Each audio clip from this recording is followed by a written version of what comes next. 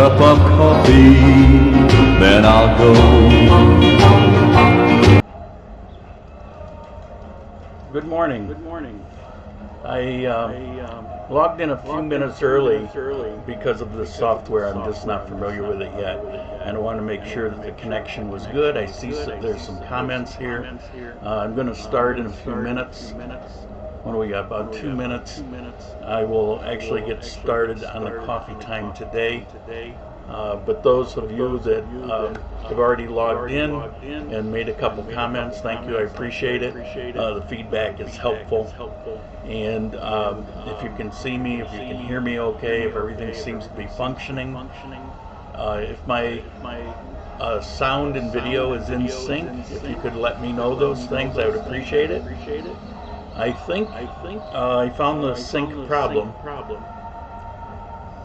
I'm getting crosstalk. Okay, I know that I had crosstalk earlier because I had two windows open, but am I still having crosstalk? Big echo. In sync. There's an echo on your sound, and I'm still getting that echo.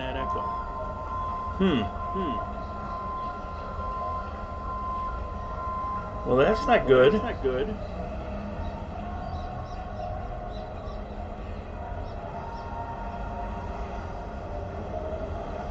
See if I have something else open here.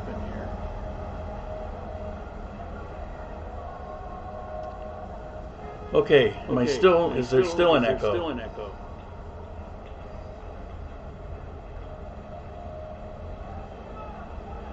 Oh boy. I don't know what that is. Let's see. That will not be good.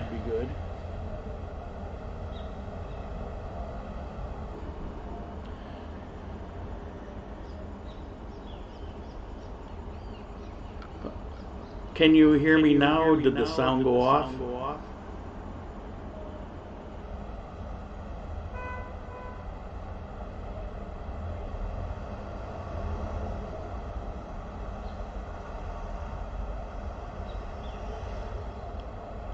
How about now? Are you getting an echo now?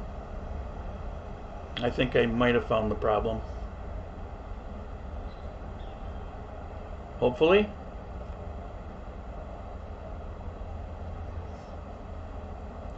Let me see. No echo now? I fixed it, right? Tell me I fixed it. Please say I fixed it.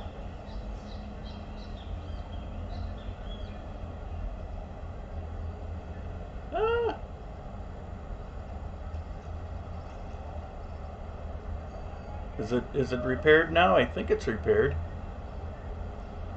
Fixed. Okay. Good. All right. Well, let's get started with today's coffee time. And let's try the intro. I'll just have a cup of coffee, then I'll go. Okay, lips aren't synced with the sound. I thought I had that repaired, but I guess we're gonna have to live with it. As you know, at least it's functioning. Back out here on the balcony, and I get new viewers all the time, and so they haven't been watching for the last 4 years. Oh, by the way, we went over the 400 video mark this past week. So what is coffee time? Basically what coffee time is, it's my Sunday video. We've scheduled it now 11 o'clock a.m. Central Time or Colombian time. It's also Ecuador time. It's my opportunity to talk about what's going on in my life, any plans or information about the channel in general, any kind of travel or events that have or are going to take place, cultural information.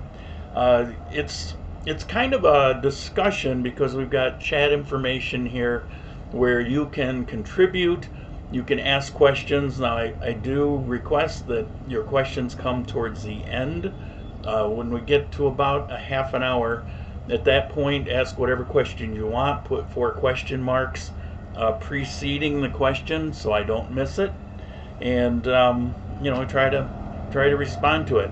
It's also my opportunity to try to get contributions. Yeah, it's kind of like PBS. It costs money to do what I do, and there's different travel that comes into play. I decided a while back I would no longer do it out of pocket because I just can't afford it. And so these contributions, depending on what level I get, has everything to do with what I plan to do with these videos in the future. There's equipment that goes bad, has to be replaced, and all the things that I've talked about recently. And these contributions keep this channel going.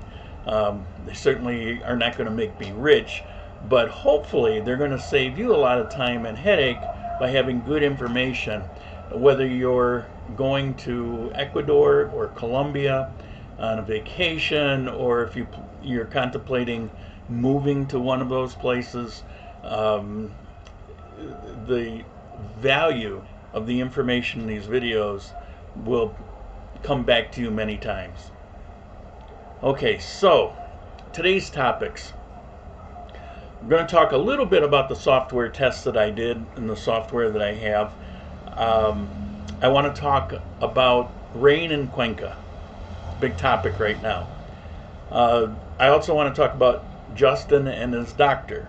The last video I did, I mentioned it. I want to talk a little bit more about that. Do you need a bank if you're going to live in Ecuador or Colombia? Do you have to get a local bank? Is it even a good idea? I want to talk about the elections that are taking place today. And I did another visit to PriceSmart. PriceSmart is essentially the equivalent of a Costco. There's a connection there. Throwing my voice, yeah. I understand. I know that there's a delay in the voice comes first and then the video, and I thought I had that repaired, but apparently I don't. I worked. It was working. I got it working yesterday. It was in sync yesterday, and today, I don't know. It's out of sync. So, for PriceSmart, I want to talk a little bit about some advice and some information about it. So, first of all, Streamlabs software. This software, what you're looking at right now, and if you go to grand-columbia.com, you'll also see this video. Bring my heart of gold. Questions later. Yes, funny. Why am I trying to do this software? Why don't I just throw it up on YouTube like I've been doing? Those of you who watch on a regular basis know that the live stream on YouTube I have a lot of problems with.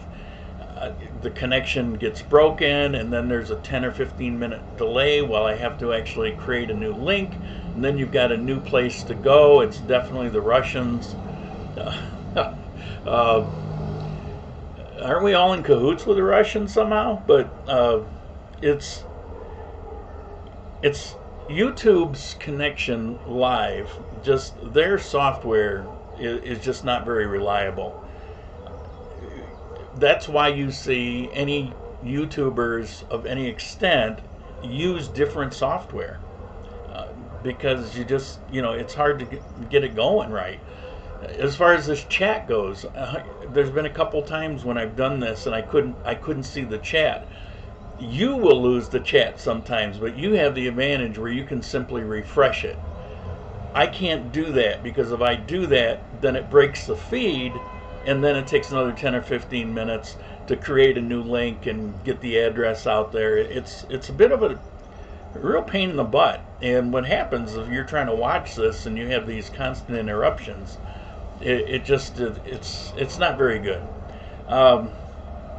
So that's why.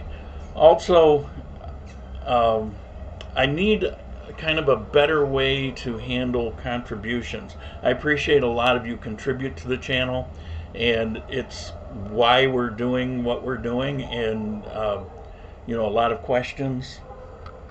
There's a contribution right there. Thank you very much. Pops up on the screen. And there's a little Frankenstein up here, you know, dancing around or running or something. That's new. It's part of the software, but it helps me notice that. So Mike, thank you. I appreciate it. YouTube takes 30% of contributions, and through the Grand Colombia website, the link that's on there, you have the option. It's actually a different version of contribution, and the only thing that comes out of there is any processing fees. So, you know, it might be $1 or something, you know, for Visa or MasterCard as a process. So, you know, it's just one more option. I have some people that, you know, it's like, I only want to use GoFundMe. I only want to use Google Pay. I only want to use, you know, Patreon. And I don't know who it is. I haven't seen it, but I got a new Patreon subscriber this morning while I was setting this up. Thank you very much. So I have different ways to do it because some people just aren't equipped to do certain things. For me, for example, I do not use PayPal. I'll never use PayPal again. They ripped me off. It took me over a year to get $1,000 back out of them. That was the second time I got burned by them, and I will never do it again. It's an issue. So on this software, it's a way to provide yet another way to do things, and it's a little more direct on the grandcolumbia.com site. Also, in this software, which I'm testing for 1 month, I paid $20 to try this out for a month, and if I decide to stay with it, it's $150 a year. The other software I was looking at is $200, but it's a one-time fee, and you just bought the software. This software was recommended to me by a professional YouTuber with over 1 million subscribers, and you know, we talk once in a while, and he said, well, why don't you try this one? Because it does this and this and this and this, and it has all these features. And I said, wow, it sounds pretty good. So that's what I'm doing. I'm trying it out. Another thing that this software has built into it is a merchandise. Now, I have actually, believe it or not, a lot of people asking me, can I get a t-shirt or a backpack or a coffee mug, especially a coffee mug. And, you know, being here in Colombia, it's not very practical for me to do that with shipping and just the whole logistics. I've looked into different ways to do it. But this website has one of these things where you give them a design and they provide everything. They make it to order, they ship it out. So you know, it's pretty slick operation. I went in and I designed a couple different coffee cup mugs and t-shirts, and I can use up to 4 colors on it. So the Grand Colombia logo, I could do all that stuff. Very cool. It was very cool. Problem is, unlike the contribution link, which you can use, you know, MasterCard or Visa, I think you can even use PayPal. You have different forms of payment on it. But the merchandise is only PayPal. So I have the feature. I could put it up on the channel, and you could buy those coffee mugs, and it would contribute. For example, one of the coffee mugs I think was it was real nice. It's a big one and very good quality. It was $20, and I got $5, but it included shipping and all of that. So real slick, but it's PayPal only. So I can't use it because I don't have PayPal. The only thing I could possibly do is maybe find somebody who has a PayPal, wants to, you know, fiddle with transit, and that's not going to work. So I've got a merchandise thing, but right now it's not really usable. So that's what's going on with the software. That's why it's here. I would appreciate, you know, any kind of feedback you might have on it, any suggestions, positive or negative, whatever you think. You know, I'm open to hear it. A lot of the things that I'm doing come from multiple requests or suggestions from you guys. Okay, rain in Cuenca. I wanted to bring this up because I saw an article that just caused me to laugh. It just cracked me up. It's rain in Cuenca. The article said that they're having an unusual amount of rain in Cuenca. And the reason is because there's some pattern coming up out of the Amazon, and it's bringing this moisture, and it's targeted Cuenca, and it's dropping rain on Cuenca. And it just kills me because, as you probably know, I lived there for 3 years. It always rains in Cuenca. It's the rainfall in Cuenca is pretty significant. As a matter of fact, if you go back about 3 years, I did one video in particular. I was always talking about the rain, and I was always showing the rain because it was always raining. And now, yes, I know that there's some nice sunny days, but there's far more rainy, colder days. And I actually like the cold, but most people, they would be like, "Oh, I thought, you don't need heat here." Okay, so you can find that video if you go back about 3 years. And it's got Noah's Ark on the picture of the video, kind of tongue in cheek, my version of bad humor, because it rained every day for 6 months. It was crazy, and I documented a lot of those days on video. I had somebody say, "Oh, you're full of it." No, I kept track of it. At some point during that 24-hour period, it rained every day for 6 months. Now, maybe there was one day or something I missed, but I don't think so. So it's because of the clouds, because of rain clouds. Yeah, but also they've been saying these things for some time. I mean, one year it was because El Nino's causing it. And another year it was some weird weather pattern coming up out of Machala up to the Yungia Valley, and it was hitting. It's every year. To have a year where there's not a lot of rain is what's unusual. To have all the rain, it is not unusual. And somebody made a comment that they haven't been living in Cuenca that long, and they're saying, "Oh, it's so unusual. I can't wait till I get my sunny days again." And and they were talking to someone else on Facebook, chatting back and forth, and the other person was in the States, and they were rationalizing and justifying this story about, no, Cuenca's really bright and sunny all the time, and it doesn't really rain like this, and it's I didn't chime in on the thing, because it just I don't want to troll people, but it was cracking me up because they don't know what they're talking about. Of course it's raining in Cuenca. That's what it does. It rains in Cuenca. So right now the rivers are busting at the seams, and in some places are overflowing. Guess what? Does that every year. That's how it is. So it's cold and wet in Cuenca much of the year. Now when the sun comes out, it's just gorgeous. It's just beautiful. And you get this weird thing in Cuenca because Cuenca means basin, and that's what it's like. It's like this basin, it's like a stadium, and you can be in one part of Cuenca and it's bright and sunny and white puffy clouds, and then you can look at another part of Cuenca and it's overcast, and you see a thunderstorm going on over there, and then they kind of move around and shift locations, and you can have a couple different independent thunderstorms on different parts of the city. It's just crazy like that. Taco fillings, very cute. I don't know who you are, but that's your handle's pretty funny. Thank you very much for the contribution. I appreciate it. So for rain to be in Cuenca, it's not unusual. It is what it is. So if you're going to go to Cuenca, you pretty much want to expect it.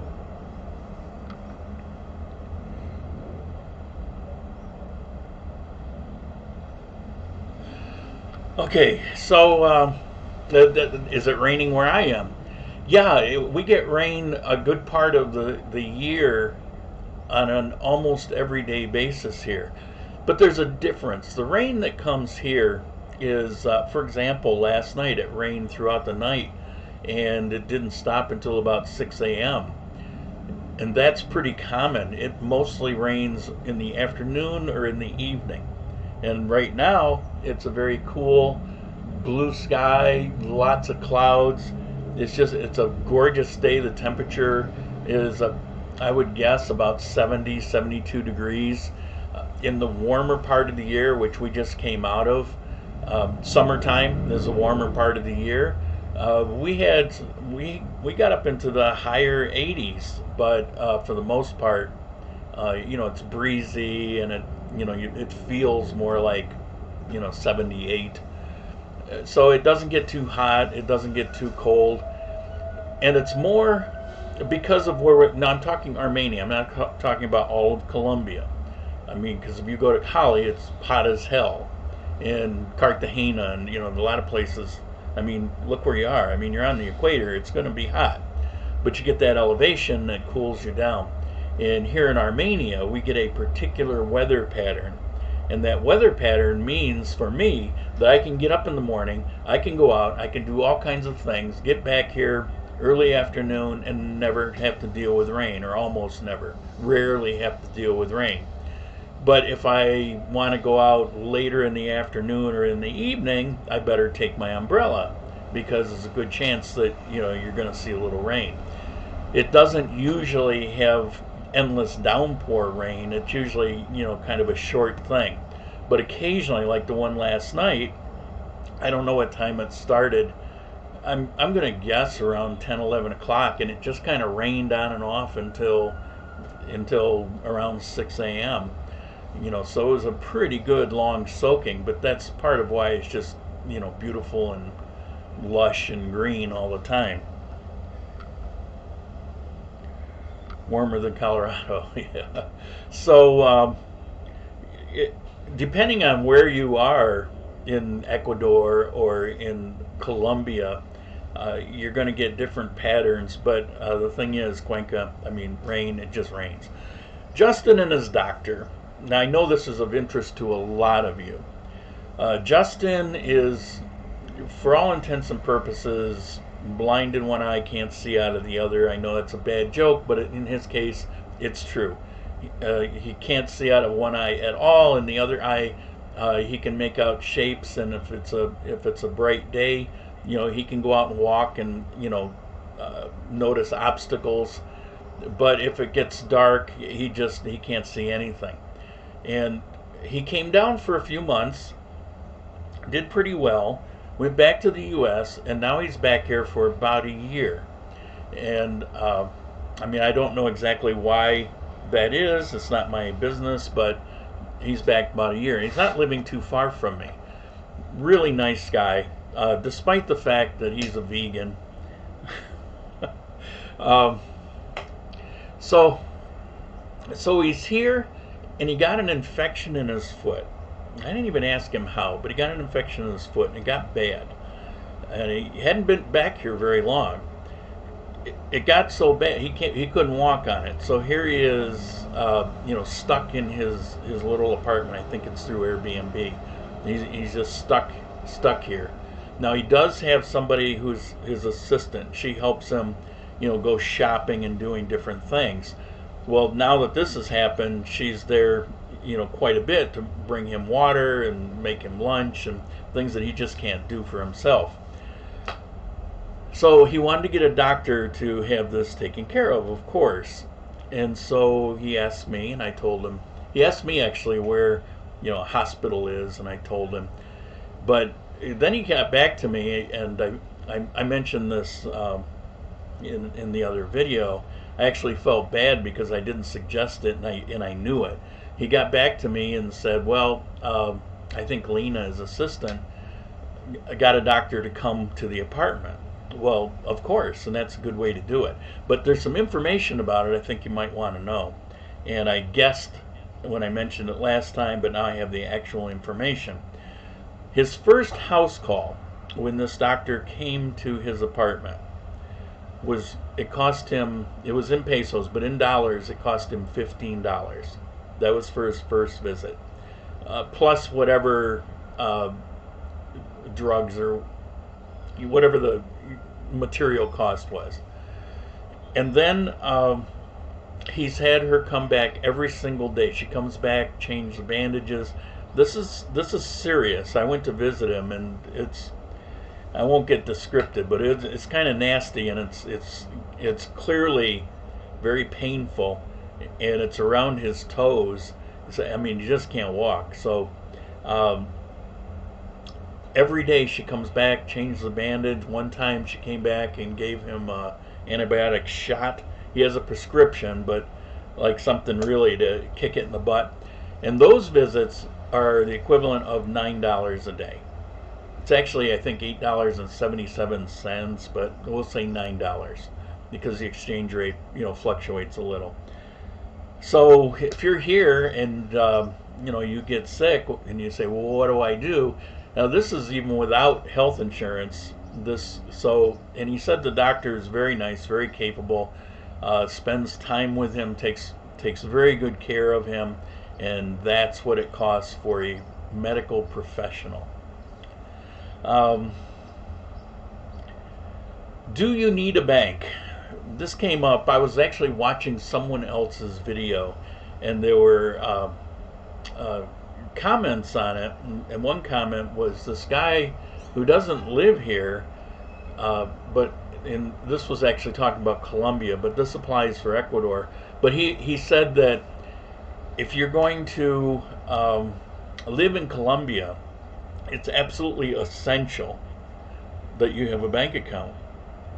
And I just want to mention here, and I commented there, the guy, wanted to go back and forth, and I just gave up on him because, it's one of those, he has to have the last word and be right. And the only reason I even commented on it is other people read that and might believe it. You absolutely do not need a bank account. There's nothing that you're going to need a bank account if you're coming here to just live. Now, it has been brought up a couple times, well, what if I have a business? Then in some cases, then you may want to have a bank account, and depending on the scale of the business, on any size of consequence, then yeah, you're going to need a bank account. But that aside, and doing business, you want to really have a lot of thought about it before you do it. But having a bank account is basically, it's really a negative, because first of all, you sign up for the bank account, and now you're signing up for fees. And somebody said, well, but it's only about $3 a month. Okay, $3 a month, it's not going to break the bank. But there are so many other fees associated. Think of the worst bank in the USA and how every time you breathe, there's a fee involved. That's kind of how it is here in Colombia. They're kind of fee crazy. To have something you don't need, why have these fees? And why have to remember to do something and go to the bank every so often? I mean, why do that? Say, well, I get my retirement check and I want to have it deposited here. Why? Have a bank in the USA. I've had a bank in the USA, and I haven't been back to the USA in 4 years. It's not a problem. I use Capital One. What's the? I'm always forgetting the name of the other one. There's two that are really good if you're retired. A Schwab account, or Capital One. Those two. You don't pay fees on them. You don't pay fees at all. I don't pay any monthly fees. And if I need money, I just go to the ATM and I put it in there. If I lose my card and it's going to take a few days, then I can use World Remit to ship money here. So, the one negative is the fees. Another negative is you're opening yourself up for financial scrutiny in Colombia or in Ecuador. And why do that? Why is it any of their business? I mean, you reported to live here, your income, but what if you get a little extra? Does that mean it's going to somehow flip you into a tax area where you weren't taxed before, but now all of a sudden all of your income becomes taxable. I just don't think it makes a lot of sense to do that. So, it's something you really want to think about before you dive into it. The thinking for a lot of people coming is, I feel more like I'm here and I'm part of it if I have a bank, if I have a local bank. Somehow it puts you in a different category. It doesn't. It isn't. It's amazing how most people here don't even have a bank. They don't need it. It's a cash economy, and it's the same again. It's the same thing in Ecuador. So you certainly don't need to have one. And my advice to you is kind of like, buying property. Don't jump into it. Wait a period of time to see if that's really what you want to do. See if that's really what you need to do. And I mean a period of time like 6 months or a year. Okay, what do we got? It wasn't Persian land.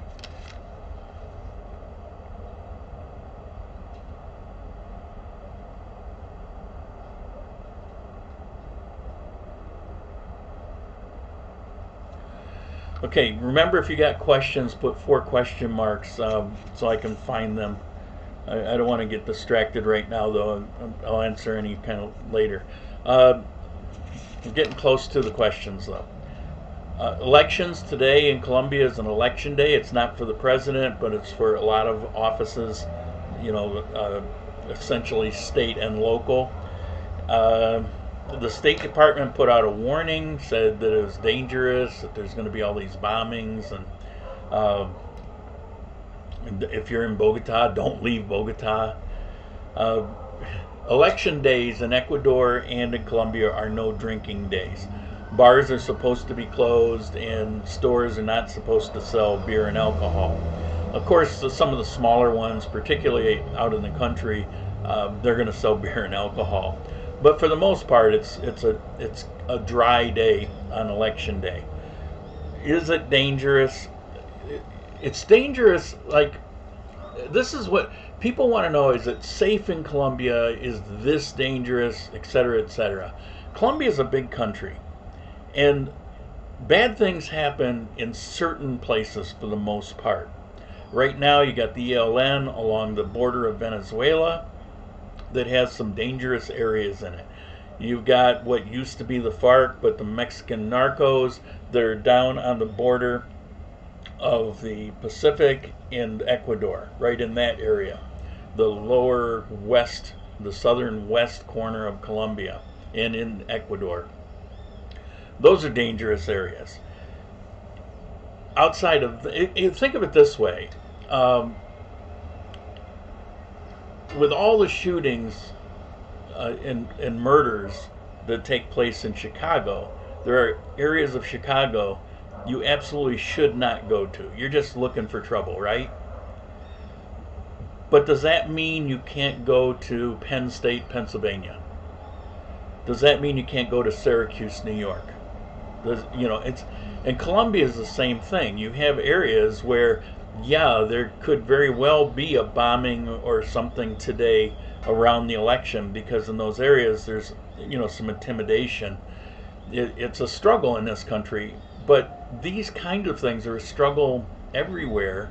And in the United States, we have areas, do you want to run into Compton if you don't belong there?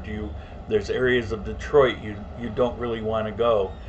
So you're going to experience that in Ecuador, in certain places.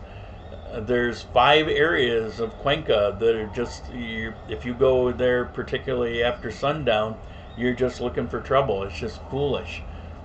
Quito has a lot of areas that are just very unsafe. And Colombia has its areas that are unsafe. And I don't mean pickpocketing, I mean, more serious things. But that doesn't mean that I'm sitting here in Armenia or Manizales or even Medellin. That's the type of thing that you're likely to experience. I can safely predict that's not going to happen here in Armenia. That's not what it's about here. So the State Department warning, I really had to laugh. It's kind of overkill. It's good advice, but what they don't put in there is it's not Colombia in general. It's some very specific spots. So I hope for a safe and healthy, peaceful election for everybody here, and I'd be surprised if it's anything other than that. Last thing, and we'll get to the questions. PriceSmart. I took another trip to PriceSmart. I bought this big block of ribeye, U.S. Angus beef ribeye. They're about 1.5 pounds each of ribeye steak. I cut 6 out of it. It costs 147,000 pesos. It works out to the pound about $6 a pound. That's by buying the larger thing. So I've got all these steaks in the freezer, and they're actually so big that each steak is about 2 steaks, at least for me. I had one last night, and I threw it up on Facebook. I literally could cut this ribeye with the edge of my fork. That really surprised me. It was an excellent cut. It was so tender. It was like a really good fillet. I'm drooling just thinking about it. Man, it was good. I also bought this block of cheddar cheese, sharp cheddar, Vermont cheddar. I cut it up into 5. One went into the refrigerator. The other 4 I wrapped individually, put in the freezer because it will keep. Now, I want to just give my 2 cents on going to PriceSmart, which is the equivalent of a Costco. Local items, just buy locally. You don't need to go to PriceSmart to buy a bag of flour or just local things, and you're going to find some local brands in there. It doesn't make sense because you're not really going to get a savings on those items, and you got to carry them. So for me, I went and I had my big backpack, and fortunately everything just fit in this big backpack, although it weighed about 100 pounds. The thing was killing me. But even if you have a car, well, if you have a car, I guess you can just load up the trunk. It doesn't matter. Personally, I don't see a lot of sense to buy the local items. For me, I go there, there's quality items, and I'll just give you a quick rundown of what you would buy there that you might not want to buy locally. There's some very high quality items. For example, bed sheets. You can get thread count Egyptian cotton, really, really nice bed sheets for reasonable price. There was a set of, I forget the thread count, Egyptian bed sheets, queen size, and it was around 100,000, so about $30 for this bed sheet set. A similar set that I looked at in Cuenca was about $150, and it wasn't quite as good. So things like bed sheets are very high quality. They're pots and pans. You can buy these sets of very high-end, high-quality pots and pans that you can't even locate. Like if you go to Home Center or something, you can't even locate it. You can buy them there at reasonable. Basically, they're U.S. pricing. Beef, of course, and cheese. You can get different cheeses that are not the easiest to find locally. Angus beef. Now, some like Perugia, you can buy it. But last time I bought one in Perugia, it ran me about $12 for a pound. So, it's about half price. And this was a better cut of meat. Things like computers, laptops, you can really, a lot of stores here have lower end, because if they get really high end, they don't, it's an expensive inventory item that may not sell until it becomes obsolete. So, but you can go there and you can buy from high end to low end. It's all there. It's all reasonably priced. So those are the things that I would say you go to PriceSmart for. Okay, that's it. Those are all the things I want to talk about today. If you have any questions about what I talked about or in general, now is the time, and let me look and see. How do you activate your U.S. bank new ATM cards? Usually banks require a call from a U.S. phone number. Then you can call from a U.S. phone number. I use, I actually didn't have to do that. I could Capital One lets you activate online, and that's what I did. But I have called the bank once or twice in the last 4 years, and I use Magic Jack. It's $10 a year, and it works on Wi-Fi. I didn't get the box or anything. It's just the app, for my phone. So as long as I have Wi-Fi, I can make a call. And when you have Magic Jack, it assigns you a U.S. phone number, and you can choose anywhere you want. Well, the last place I was living was in North Carolina, so I used the 919. I've had that same phone number now for 4 years. So I can just pick up the phone and call them, and it's a local call as far as anybody's concerned. And it's not like a Google number where some places recognize it as a Google number and they won't accept it. With Magic Jack, it's just a regular assigned phone number, and there's no restrictions on it. So you can do that. But if you have Capital One, you don't have to do a phone call thing. You do have to. Now it's it used to be every couple months, but now it's a one-time, never have to do it again. Let them know that you're going to be using the card out of the country. I used to have to go every so often and do it. One time I forgot, and I had to call them because they had shut the card off, but turned it right back on the same day, right after the phone call. But if you tell them one time now, they changed the policy.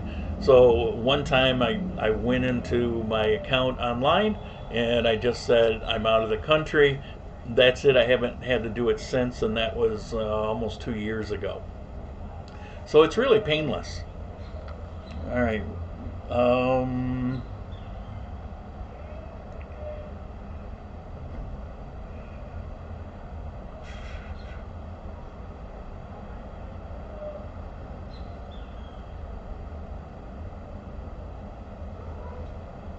That was a topic I was considering talking about this time, but I'll do it upcoming.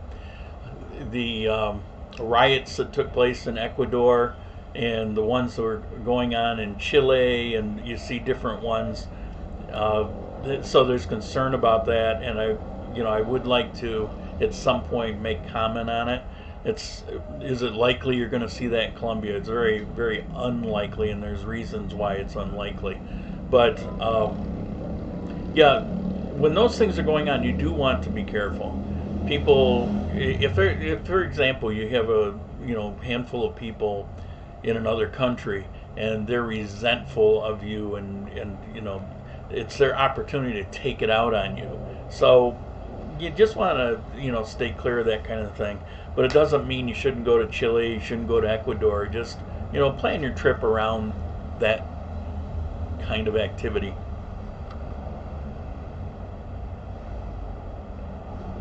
Colombia seems more inviting at the current moment. Well, I won't argue with that. Colombia is just an inviting place in general. It's a very nice, friendly place. There's a reason. I don't know how many, hundreds of thousands of other people living in Colombia. There's a reason for that. It's a gigantic population. Fortunately, around Armenia or Manizales, I don't have that because I don't like to be around all the misbehaving people in the world, because Colombians by and large really behave themselves. They follow the laws. They have a certain amount of respect and culture, and it's kind of nice. I don't want problems at this point in my life.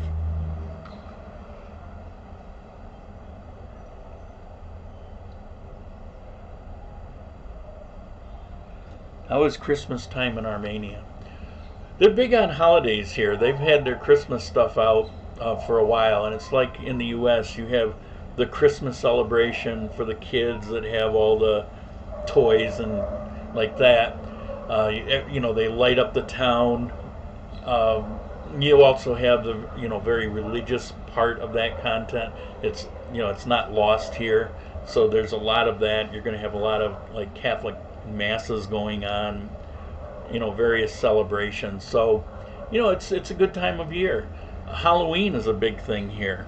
I don't know what day they're going to celebrate. It might have been yesterday, because Halloween is actually next week.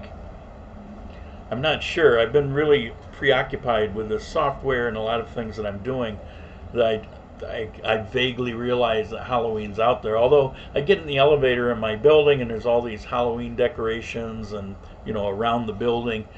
So they love holidays. Any excuse to party, any excuse to get together with people, you know, have a dinner, they're in. In Ecuador, in Cuenca, Halloween really wasn't much of a thing there, but Christmas is huge, and Christmas in Cuenca is just gorgeous. I've done videos on it. I don't want to just get waylaid for 20 minutes as I gush about Christmas in Cuenca, but it's just stunning. You know, the decorations, the lights up over the river, and you just...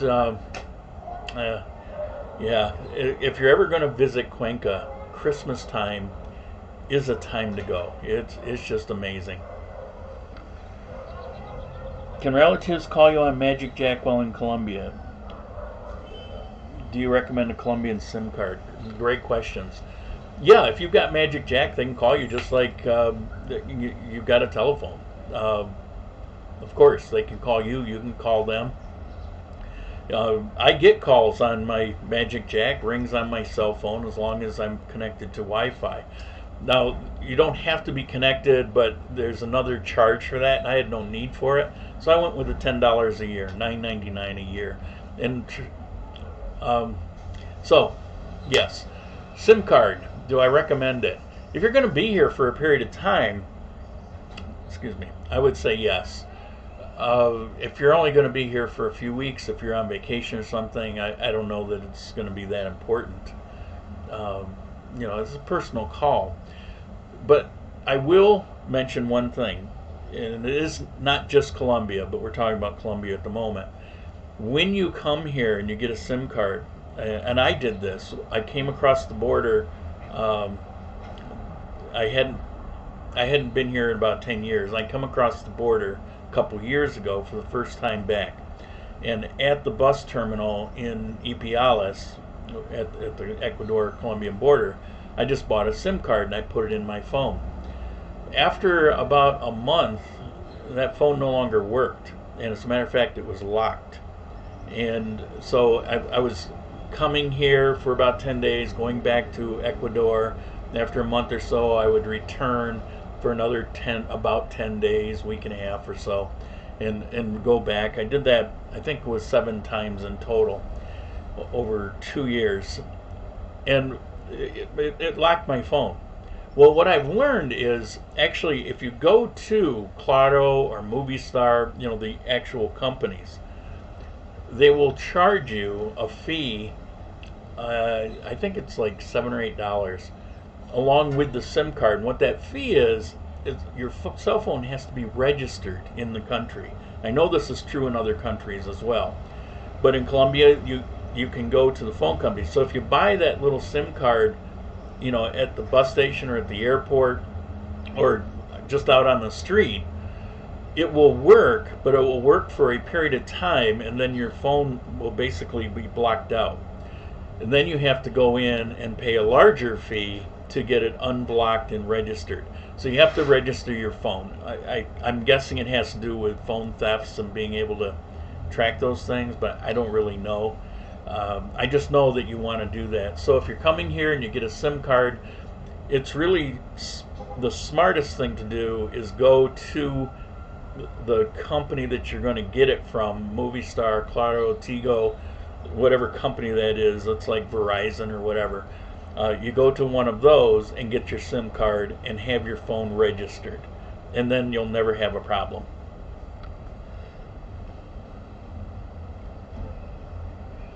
Okay, let's see. Can relatives? Okay. We got safety. Bear with me while I scan down through here. I love that you guys are having conversations. That's what this is supposed to be about.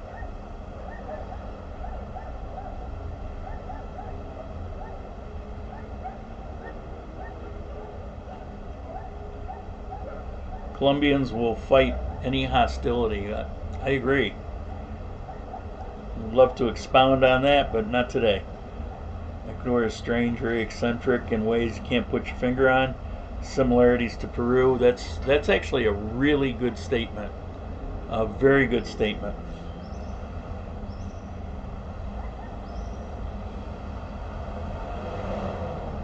So in Colombia, I can purchase land and become a resident like in Ecuador.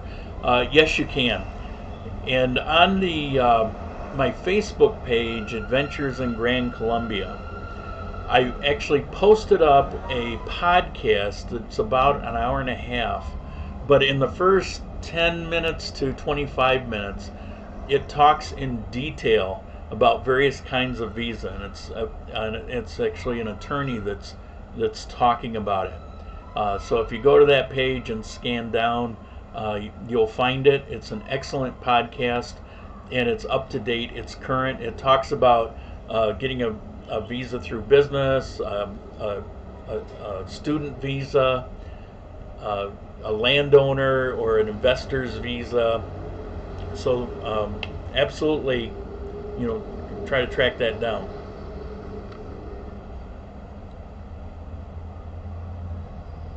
Does your Magic Jack receive text messages? Yes, it does. It works just like a phone service.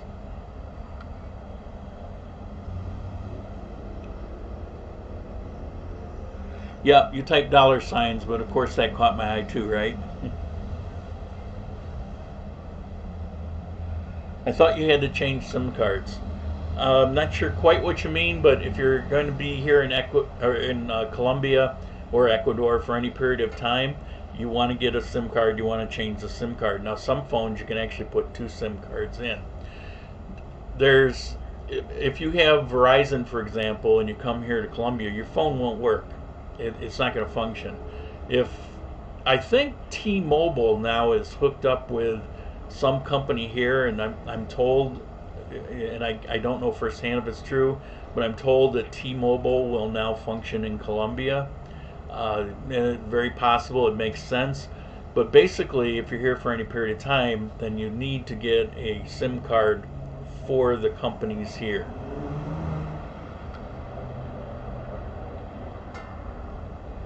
I like the 4 tacos.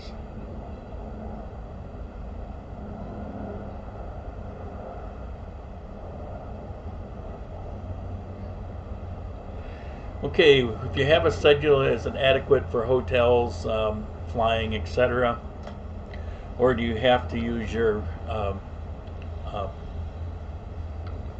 passport?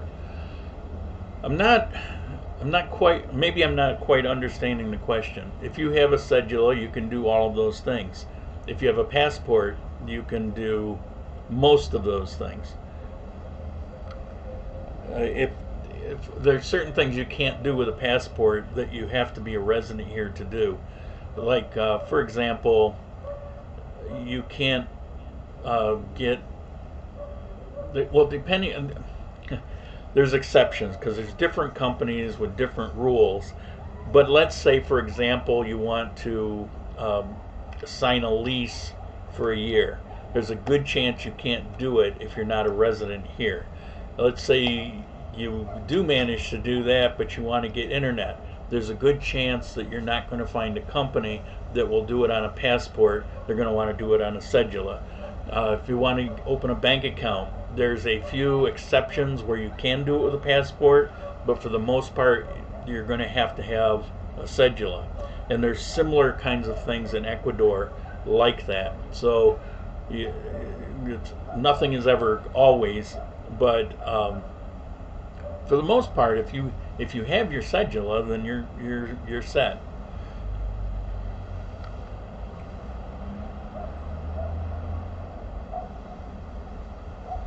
Is the bus service between the 3 coffee cities frequent day and night. Well, there's actually 4 main coffee cities. Ibagué is also part of the coffee triangle. It's confusing because it's called a triangle. Um, so I understand that, but there's actually 4 departments and 4 main cities involved in the triangle. But onto your question, yeah, they're constant. If I went to PriceSmart, so I need to go to Pereira. So I walk in, I get the ticket for 2 because Juliana went with me, and it was like 3 minutes later, we're on the bus and headed out. There's Trans-Armenia that runs between put it here and Pereira and Manizales. You've got Metro that runs pretty much everywhere. I'm leaving Ibagué out on this because that's we kind of accept the triangle as the 3 I'm talking about. I just wanted to clarify, and any people that are in Ibagué don't want them to think I'm completely leaving them out. So yeah, buses are not a problem. I mean, they're just constant. Now, I don't know at what time they stop running at night. Be it 10 o'clock or 11 o'clock. I don't really know. If you're thinking about being in Armenia and I'm going to go party on a Saturday night in Pereira and try to get home at 3 o'clock in the morning, that probably won't work. But I don't know. I mean, I don't do that, so I don't really know.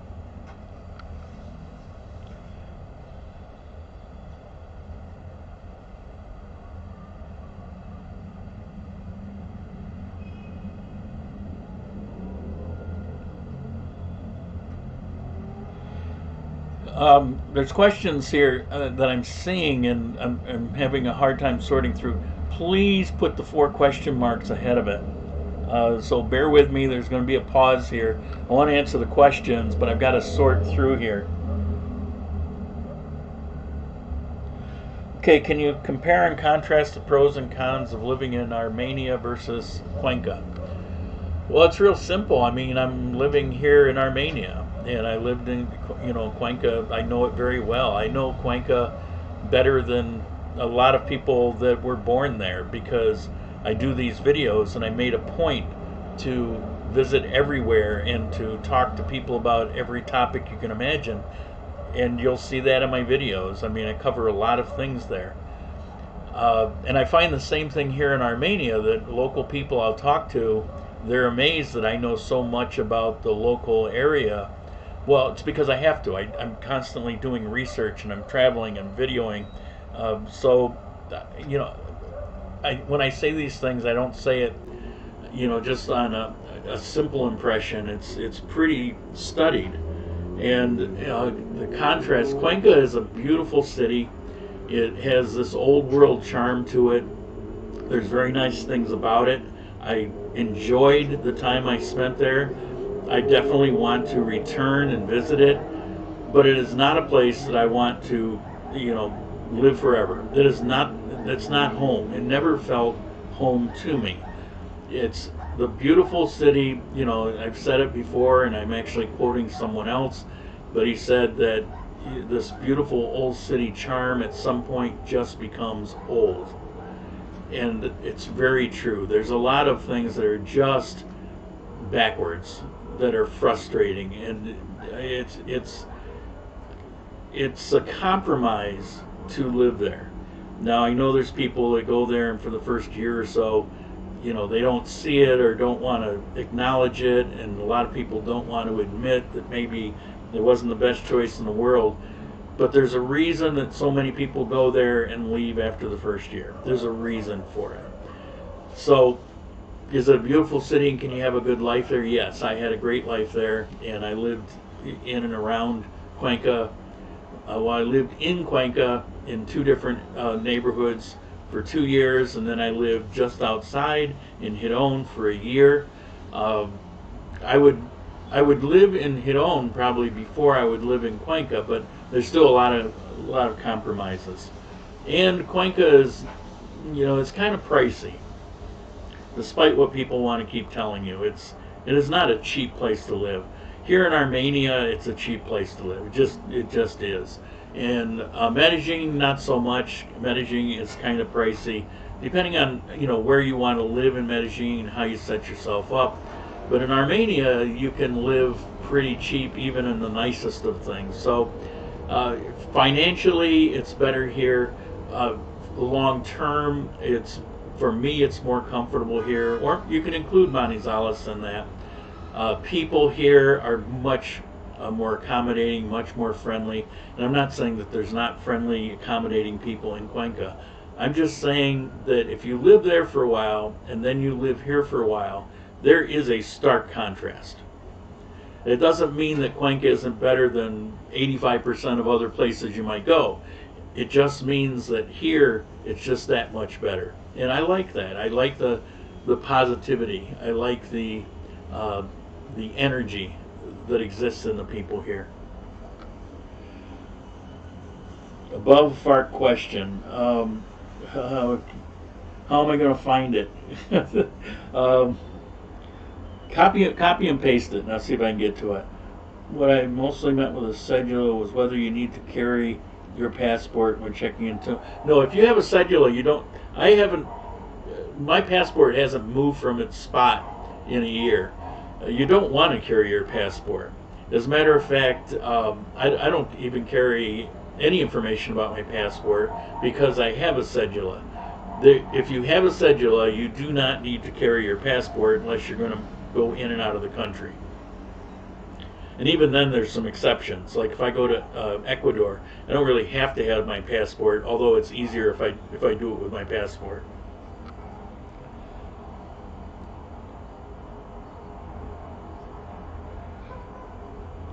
What's the real deal with FARC landmines laying around from the 80s? One tends to hear a lot of gab about it and enjoy hiking wilderness activities. FARC landmines, that's not anything I really hear about, but there were areas that the FARC operated in, but 2/3 of the country they didn't operate in. There are no landmine issues around here, even though they did operate in Quindío. They did operate here and near Pereira. As I mentioned, my ex-wife was kidnapped by the FARC back around 99, I think it was. Held at gunpoint for 3 days. But landmine wasn't a thing here because it was a fringe operation. In areas like in the Amazon east of here, east of Bogota, or down along the southern border, where they operated much more intensely, where they actually had base camps to protect, that very well could be a thing. But those aren't things that, I mean, if you live here, you're not going to walk out to that. It's about 2 days trip to get to those areas. And I don't know. I don't think it's anything you have to worry about. I've never heard of a landmine going off here.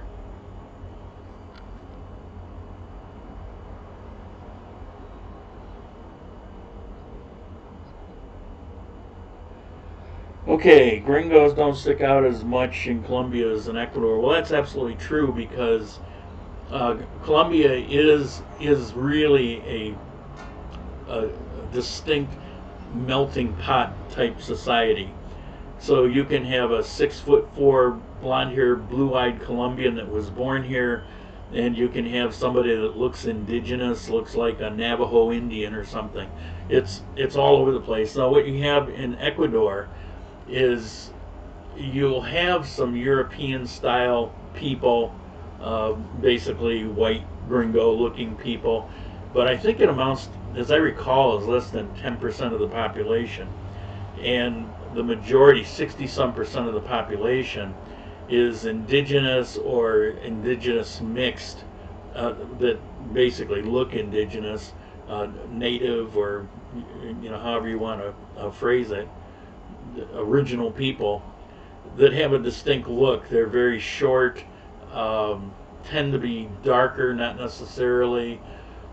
In Ecuador, a lot of them have almost an Asian type of eye because there's a lot of Asian blood, particularly on the coast of Ecuador. and throughout Peru, because the Japanese and others from Asia had been coming here for God knows when it began, hundreds of years ago. There's no record of it, but it's in the blood. They've done DNA tests, but you'll see a lot of people in Ecuador that look Asian. So it is pretty distinct. I'm only 5'10". I'm not all that tall. In the United States, 5'10" is the actual national average. So I'm absolutely average in height. But in Ecuador, you tower over people. Here, that's not the case. But I will say, when I lived here before, it wasn't 10 years ago, it was almost 20 years ago, I would go and stand in a line like at a bank or something, and I would tower over most of the people. And today, it's changed so much in that short period of time that I go in and there'll be quite a few people that are taller than I am. Excuse me. Not quite sure how that works, but that's how it is. So, yeah, I don't stand out here at all. People assume I'm Colombian. I don't look touristy, and they just assume that. They just come up and start talking to me, and then they realize I'm a gringo when they hear my horrible Spanish. Okay, I recall a time when Colombia was not cheap. Well, when I lived here before, the exchange rate was not all that great, and it was still cheap. Colombia has always been relatively cheap.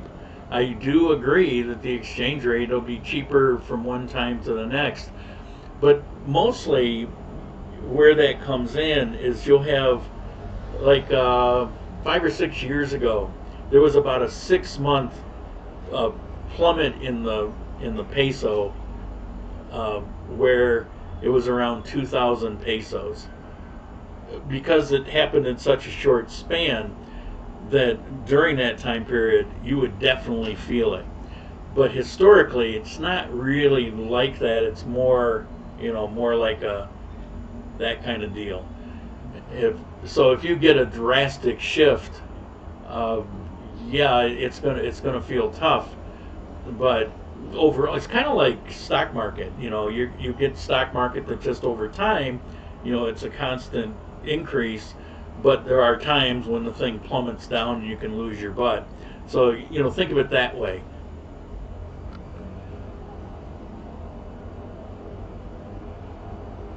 Audio developed a tunnel sound. All right, I'm going to look into all these things. Maybe the software won't be the answer. So far, I think it's okay.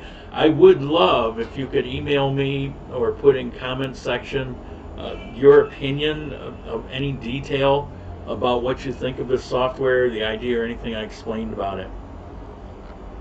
Is hiking generally safe? If not an easy target, are local guides necessary for nature excursion? German Shepherd. I owned a couple shepherds when I was in Ecuador. Dogs, no problem here, but you want to keep them on a leash and treat them like a pet.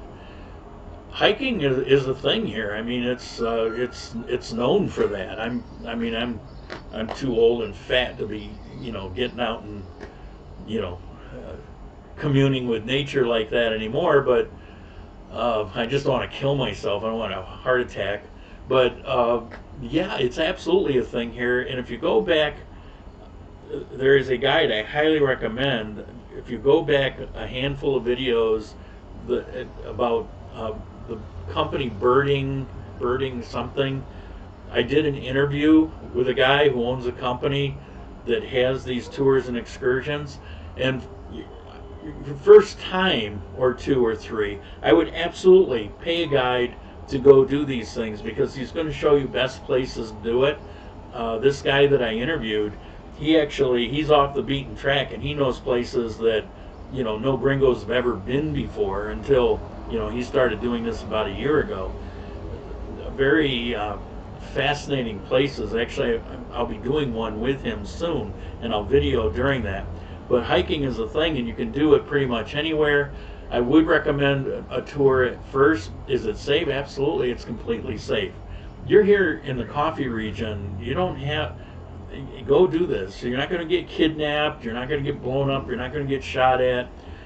Like I said, think of it in the way of bad areas of Chicago versus the countryside of Pennsylvania. I mean, one, you're taking life in your own hands, and the other one, it's absolutely safe. People don't even lock their houses. It's like that here. We're in the area where, okay, people will lock their houses, but it's absolutely safe.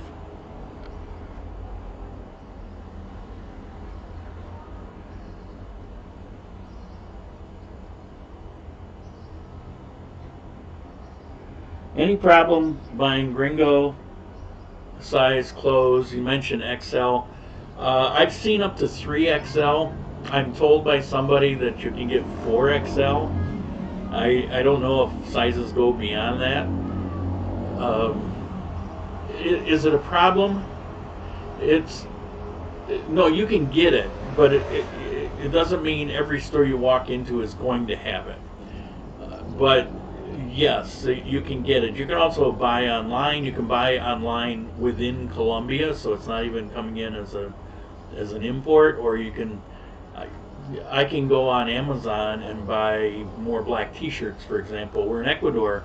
I actually could not do that, and somebody brought me down some new T-shirts. So I've got 32, but half of them are pretty worn out. But next time I need them, I can actually buy them online. But you can find them, and you can find them in a number of stores. And pants, of course.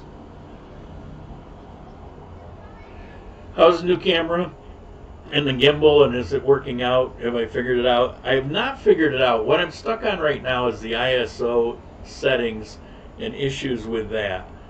I don't have any filters, and so I need to figure out the settings, and I'm struggling with it. I understand ISO settings, but this camera is kind of unique in the way it operates, and so because of the really tiny screen, which is the advantage of it, but I can't really tell what took place until I get home, plug it into the laptop, and actually view it. And what I find is I go out and I do something, and okay, it needs a tweak, it needs an adjustment, so I do that. Then the next time I go out, and so it's, instead of it just being something I can go out and accomplish today and figure it out, it's taking me a number of times to go out and sort it out. I'm losing some footage because, it's like, oh, it got worse, because it isn't just the ISO. You've got to set the shutter speed. You've got to find the right combination.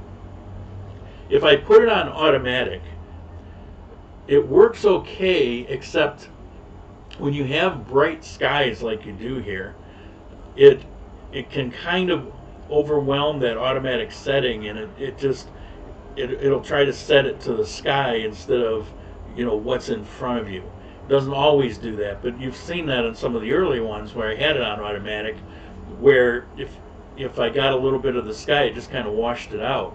The one I just did recently, where I went to pay the water bill, it was a Justin and the water bill. I go out from the water bill and I'm waiting for a taxi, and I put that in there, and that's the one where the camera actually got down on my feet when I got in the taxi cab. But as I'm waiting for that taxi, if you look at it, everything was really washed out. It was just so white, washed out.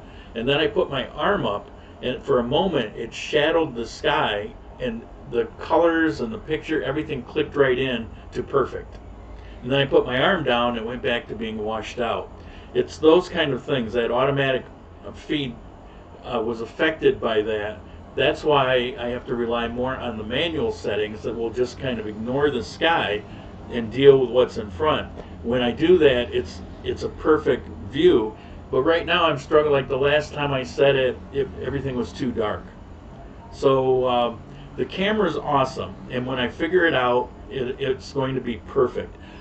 The big thing is I'm able to take it in places that I could not before with a GoPro. You think a GoPro is really small, but people know what to look for. It looks like a camera.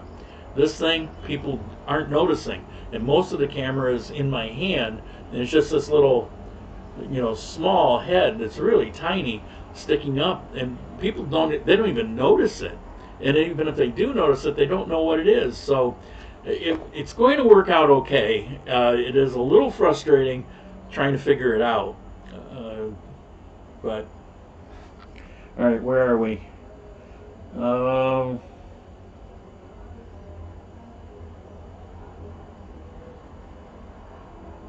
Okay, well, yeah, you're 6'7", 285 pounds, and for you it's a problem. I get that. So I'm not going to say that for everybody it's not going to be a problem. Although there are clothing repair shops, Clinica de Ropa, everywhere. Like within 1 block of my house, there's 3 of them, and you can take your clothes and you can have them mended, but you can also have them sized. You can even have them make you clothes, and it's all relatively inexpensive. So you have that option too.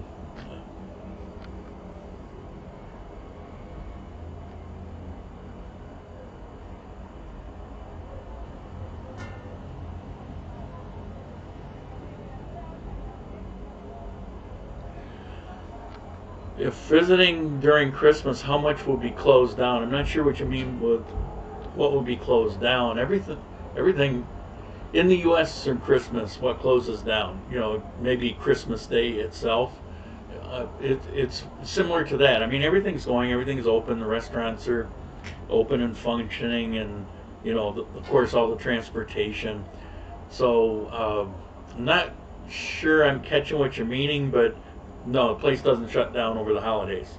As a matter of fact, it's an opportunity for businesses to make more money because more people are out and doing things.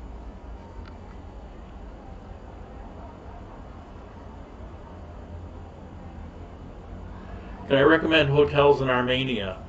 Yes, I could, but I'm not going to do that here. Maybe I'll do a video about some hotels. I've stayed in a few, and I know some good ones. I've talked to some people that have stayed in other hotels with a thumbs up, thumbs down.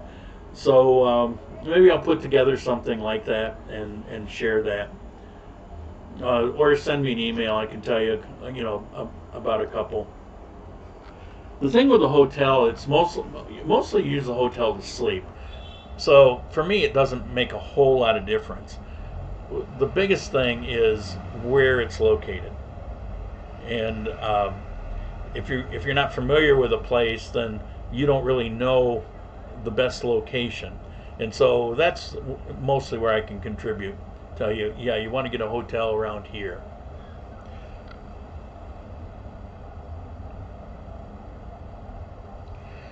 How much is the average rent of a 2-bedroom around Armenia?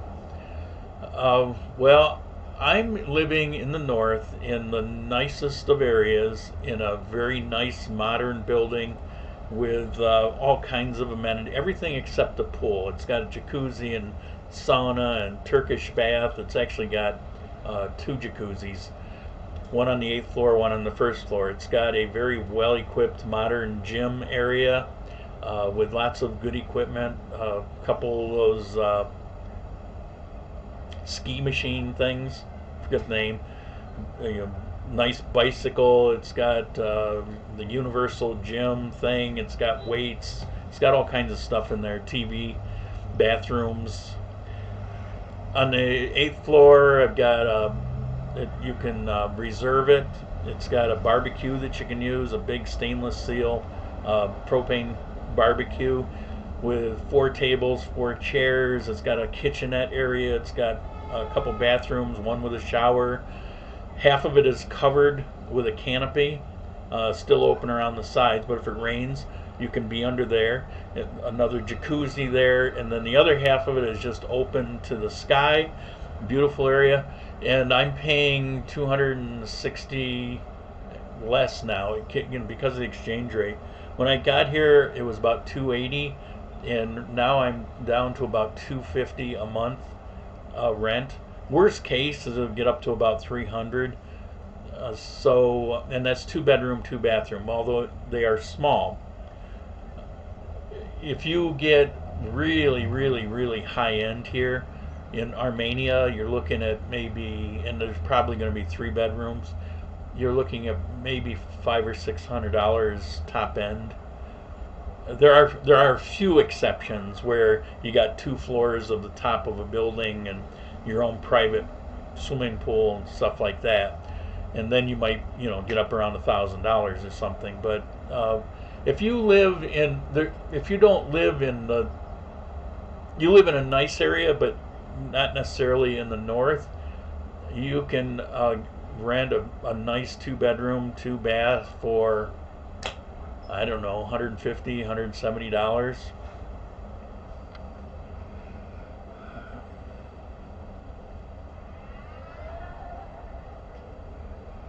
Okay, my favorite part of Medellin is Laurales because it's more walkable. You're right, Poblado is kind of a nightmare. I mean, it's like Manizales in a lot of areas of Manizales. The most popular gringo place is Poblado, but it's a hill climbing thing. Laurales is much more flatter, more conducive to walking around. Beautiful place, beautiful area if you like the pollution. In Armenia, you have some hills, but none of it's really that bad. The only thing, as far as living goes, what I wouldn't want to do is live on Highway 19 and be walking up to 14 Bolivar, the main drag where I live, because there's some pretty steep, it would be a tough walk. Now, what it would do, not that you couldn't do it, but it would kind of preclude you going very often, and all the things that you really want to do are mostly up around Bolivar. So I just kind of live up here. You can save yourself maybe $60 a month on rent by being there, and there's some beautiful. It's a favorite place for apartment buildings, well, condominium buildings. Some of the best housing is on 19, but you almost need to have transportation.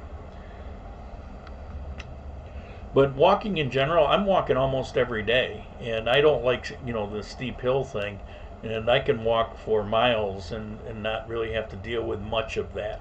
Yeah, little here and there, but Oh, let's see. Must have hit your mic. Audio's fixed. Actually, it didn't do anything.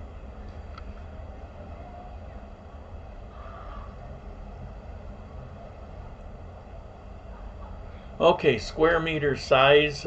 Like I said, I've got a smaller size place, and as I recall, it was in the advertisement. This was a year ago. I think it was 62 square meters. 2 bedroom, 2 bath is probably about right. I don't have a dining room and barely have an area that you'd call a dining room, but it's got a counter, like a breakfast counter. I have a couple stools up to it. The second bedroom is actually really small. You could get a bed in, but you'd never get a king size bed in, maybe not even a queen size bed. And it would be from end to end basically on the room. You'd have like a little walk area. So it's a small place. It's most of the larger apartments here are double that size. I just chose what I chose, mostly for location, and it's mostly just me. Mostly just me. All right, what do we got?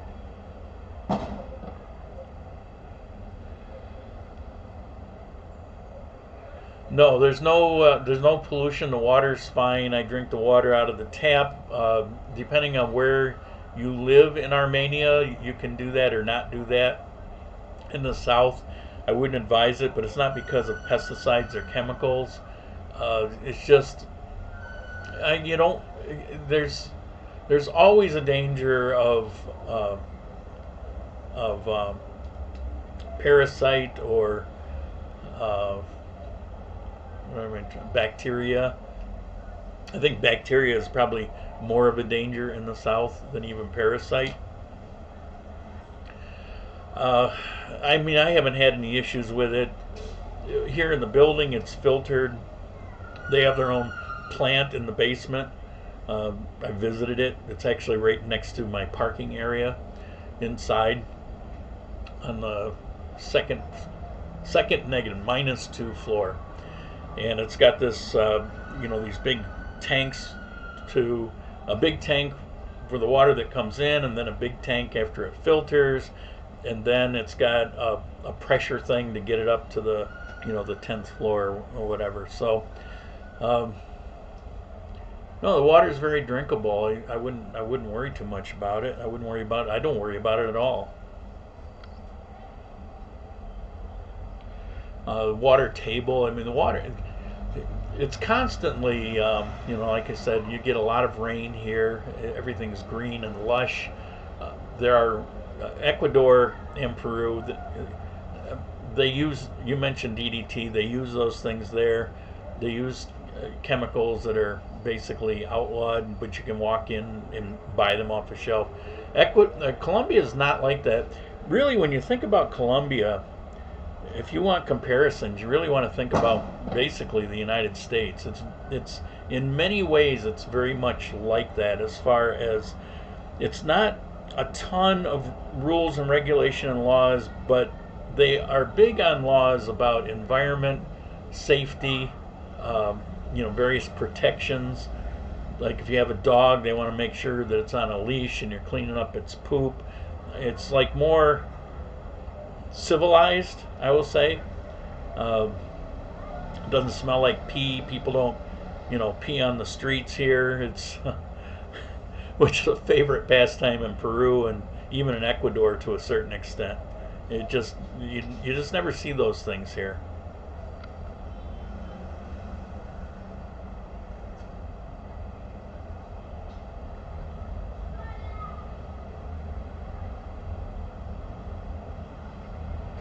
Okay, do people hang their clothing on balconies to dry, or is that frowned upon?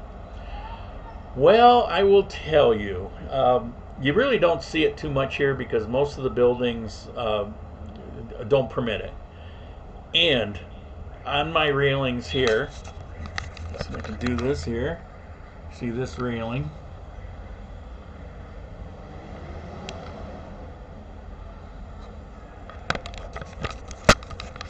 I was washing my shirts by hand until I realized I could get a used washing machine, really good, modern, good for the clothes, automatic cycles, automatic weighing the clothes, measuring the water, and just one button does it all for what I pay, $70 or something. And then I started using the machine. But I have absolutely no place for a dryer, and dryers aren't much of a thing here in Colombia. You can get them, they sell them, but people tend not to do it, and that's because your clothes dry really fast here. And I say, yeah, it rains a lot, it doesn't matter, your clothes dry really fast. But when I was first here, I would wash out 4 or 5 of these t-shirts, and I was hanging them on this railing that I just showed you. And I get a call from the security guard, and he says, we don't do that here. You can't do that. So here, my building's full of local people, and it's a gringo that's, the third worlder. I don't know. I don't know what else to do. Well, then he told me, he says, well, you buy these accordion things. They attach to the wall and it just kind of pulls out, and it's got places to hang. So I bought one over at the home center. There's a guy down the street here that for $8 he came over with his big cement drill and drilled in and put the screw hanger thing for drywall. You know what I'm trying to say. I just can't spit out. He did the whole thing, hung it up for me, cost me $8.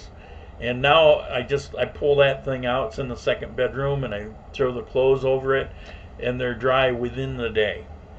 Of course, the machine spins really good, so when they come out, they almost feel half dry.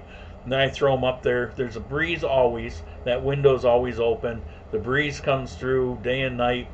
Clothes dry real fast. I take them down, I fold them up, and then I'm done with it. But you'll see occasionally in the south more, but in the north, You might see clothes once in a while, but it's no, you don't see much for clothes. If anything, you might have a couple sliding doors, and behind the sliding doors that are glass, you might see clothes behind that. Where for some, there's a place near here that's like that. I go by and I see a lot of clothes, but it's behind, it's inside their apartment. You'll be in Armenia in 2 weeks. Well, get in touch if you're here.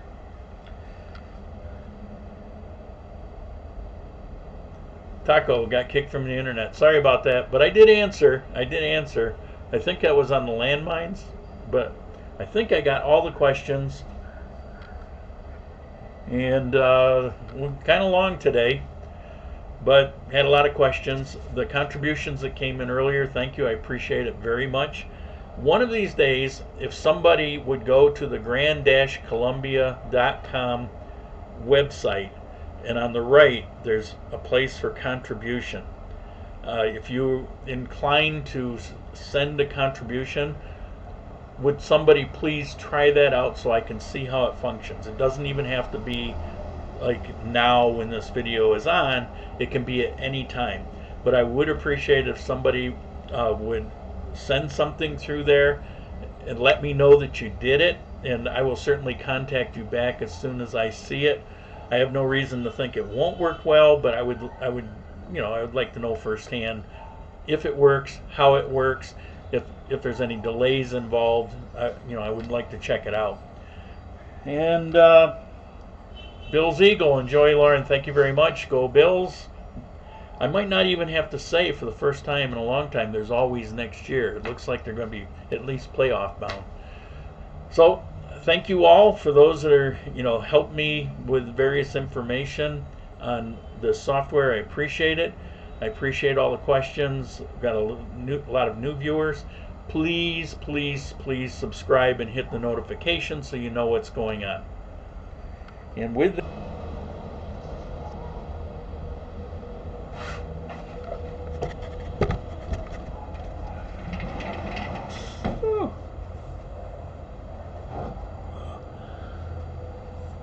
oh boy.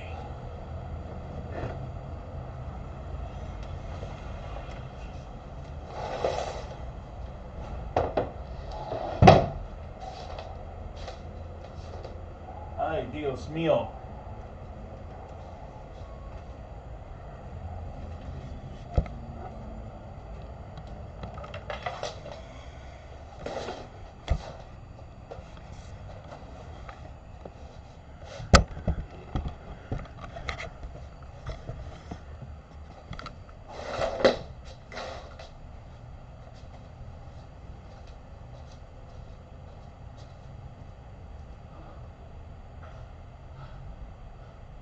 Long time.